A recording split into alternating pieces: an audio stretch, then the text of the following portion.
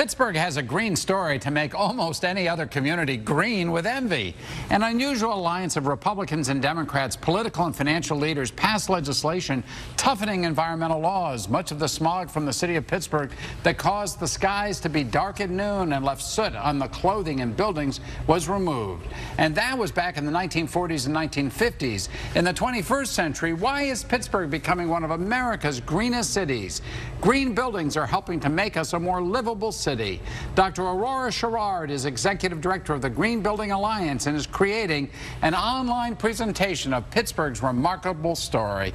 Aurora, welcome to the show. Good to have you here. Thanks for having me, John. So what exactly is the Green Building Alliance? The Green Building Alliance is one of the oldest regional green building organizations in the country. We're 24 years old. We've long been advocating for green buildings and sustainable communities for all in Western Pennsylvania, and we have strategic partnerships and networks around the country and globe. So tell me what the story is. What is this story that you're putting up, I guess, online?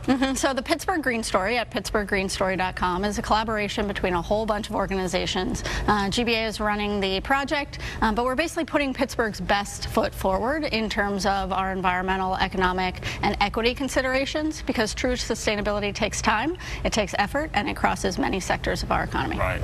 Well, you know, I'm old enough. I grew up in Pittsburgh, and I remember days opening the door in our South Hill suburbs and smelling the awful odors coming from steel mills.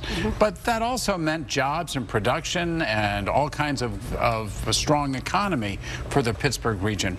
Everybody likes to say that good environment and good environmentalism means good jobs. What's the connection there? So I don't ever think that we need to trade off the economy for the environment for equity issues at all. It's balancing all of those that really creates our true success as a place and as a planet. And we have to make sure that all of those things are achieved every day with every decision. It's sometimes hard, and sometimes there are trade-offs, and we have to be willing to say yes and no, or maybe we can do this a little bit better. I did a story not too long ago about solar panels in Pittsburgh, and the fact is we don't think of Pittsburgh as a very sunny place, but there's plenty of sun for solar panels. Is that part of the key to green buildings as well? Yes, I mean, solar panels, wind, geothermal, those are all renewable energy sources that Pittsburghers are using right now today. The Mayor William Peduto, set a 100% renewables goal for the city of Pittsburgh by the year 2035 just a few months ago, and that's being codified as part of Pittsburgh's climate action plan right now. So it's all part of our solution as we transition to the place that we know we all need to be. And, you know, the economics, though, of becoming, say, solared, is that the way to say it? Becoming solared, it's expensive. It's not cheap to put solar panels on, say, your home, for example. It takes a little bit of investment. Yeah, I mean, I think everything that we do as a place and a people takes investment, and sometimes those costs are up front, sometimes those costs are not borne by us, and sometimes those are costs that pay themselves back. And so with solar specifically, we've seen solar projects in the city of Pittsburgh that pay back in less than 2 years.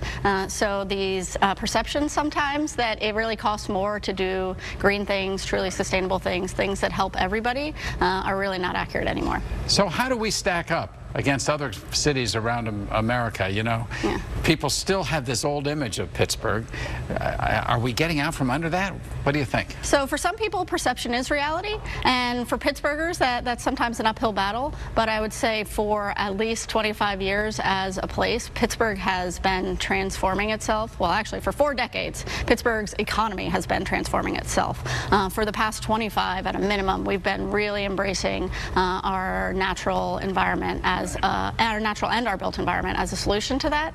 And it's really not something that we're in the bottom tier or the middle tier. We're one of the top sustainable cities in the country, and this is why you see us having opportunities to compete for smart cities, Amazon's second headquarters, and other opportunities. And it's also why you want to tell that story. Of course, that's why we're telling it. Give us that website, and where should we go, and what would we see when we go on there? pittsburghgreenstory.com, you'll see a lot of different story leads for journalists about what's going on in Pittsburgh. For those in in the know. None of these things will be surprising. It features everything from green buildings to sustainable city to autonomous vehicles as an environmental solution, but also startups, entrepreneurs, universities, businesses. There's really from top to bottom in Pittsburgh, everyone is making an effort to do things better, to measure it, to make big commitments so we can get to where we need to be. Well, congratulations again for leading this effort, Aurora. Yeah, so nice to have you on the show. We'll have you back again.